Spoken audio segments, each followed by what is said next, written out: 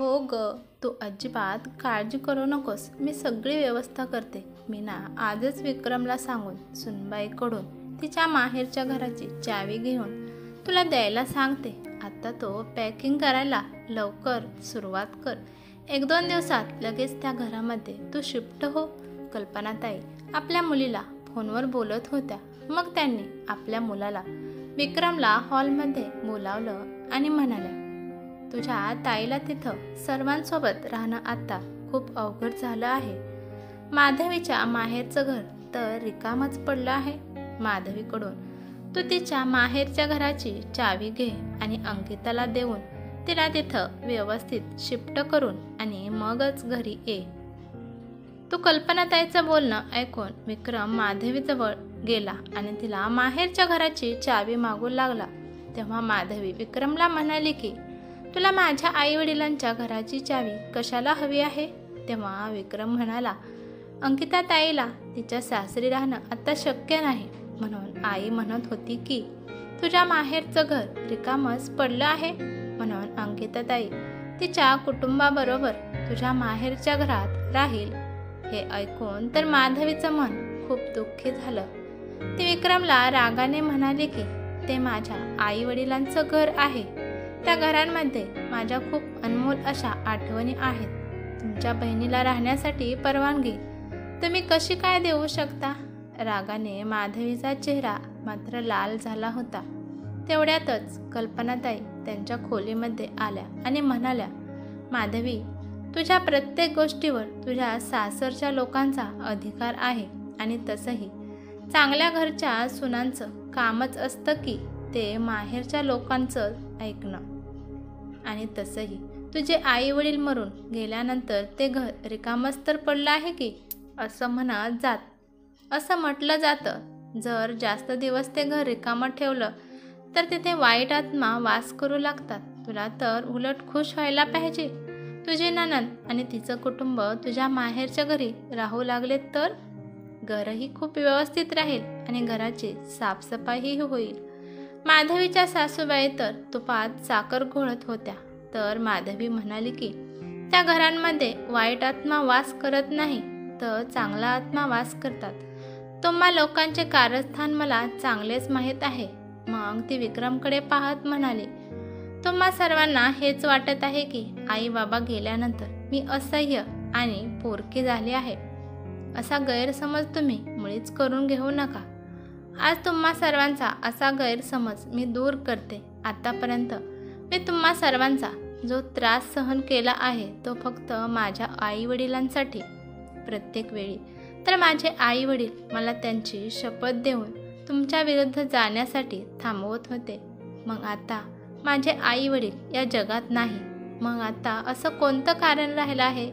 मी हे कधीच विसरणार नाही की माझ्या आईवडिलांना माझी सर्वात जास्त गरज होती तेव्हा तुम्ही लोकांनी मला मुलीचे कर्तव्य पार पाडू दिले नाही. तेव्हा कल्पनाताई म्हणाल्या, मुलीचे लग्न झालं की सगळी कर्तव्य फक्त सासर आणि सासरच्या लोकांसाठीच असतात, समजलं का? कल्पनाताई तर शब्दांचे बाण सोडत होत्या. तेव्हा माधवी म्हणाली, मग तुमची मुलगी का तिच्या सासरच्या प्रती कर्तव्य पूर्ण करत नाही? माधवी रागाने म्हणाली. तेव्हा कल्पनाताई विक्रमला म्हणाल्या की तुझ्या बायकोला सांभाळून बोलायला सांग. तुझी बायको तर जास्त तोंड चालवत आहे आणि लक्षात ठेव की हे घर माझं आहे आणि ह्या घरात मी म्हणेल तसंच होत आहे. कल्पनाताई आपल्या कडक शब्दात मुलाला म्हणाल्या. विक्रम माधवीला काही बोलण्याच्या आतच माधवी म्हणाली की आई, जशी तुमची मर्जी. मग ती विक्रमला म्हणाली, तुम्ही काही महिन्यापूर्वी माझ्यासमोर एक चॉईस ठेवली होती, तर मी आता तुमच्याकडे एक चॉईस ठेवते. मी आणि चिऊ का तुमची आई? काही गडबड करू नका. खूप वेळ आहे आणि रात्रभर वेळ आहे. तुम्हाला चांगल्या प्रकारे विचार करा. माधवीने आपल्या 2 वर्षाच्या मुलीला आपल्या काखेला उचलून आणि खोलीत निघून गेली. तिने चिऊला आपल्या गळ्याला लावलं आणि टेबलावर ठेवलेला तिच्या आईबाबांचा फोटो हातात घेतला आणि बोलू लागली, त्या दिवशी जर तुम्ही दोघांनी मला तुमची शपथ दिली नसते तर मी आज परकी झाले नसते. का तुम्ही दोघांनी आज मला परक केलं? मी तुमचा मुलगा आहे म्हणून तुम्ही सगळ्यांना सांगत होता. तुम्ही मला मुलाचं कर्तव्य पार पाडण्यापासून का दूर ठेवलं? माधवी ही तिच्या आईवडिलांची एकुलती एक मुलगी होती. 5 वर्षापूर्वी माधवीचं लग्न विक्रमबरोबर झालं होतं. विक्रम हा खूप समजूतदार नवरा होता. त्याचा समजूतदारपणा हा त्याचे आई आणि त्याच्या बहिणीपुढे गायब होत असायचा. आई या रागीट स्वभावामुळे घरात नेहमी क्लेश व भांडणे होत असत. अंकितावर पण तिच्या आईची सावली पडली होती. तिने पण तिच्या सासरचं वातावरण असंच भांडण करून खराब केलं होतं. आपल्या नवऱ्याचे सतत कान भरून तिने घराच्या वाटण्या केल्या आणि आपली वाटणी घेऊन ती वेगळी राहू लागली. अंकिताचं सासर आणि माधवीचं माहेर हे एका शहरातच होतं. काही महिन्यापूर्वी माधवीच्या आईची तब्येत ही खूप खराब झाली होती. तिचे बाबा तर तिच्या आईची एकटेच काळजी घेत होते. त्यांना माधवीला बोलायचं होतं, पण कल्पनाताईंनी मुद्दाम खोटं सांगून माझी तब्येत खराब आहे म्हणून माधवीला तिच्या माहेरी पाठवलं नाही. त्यावेळेस खरं तर कल्पनाताई ऐकून विक्रमने तिच्या पुढे एक चॉईस ठेवली होती.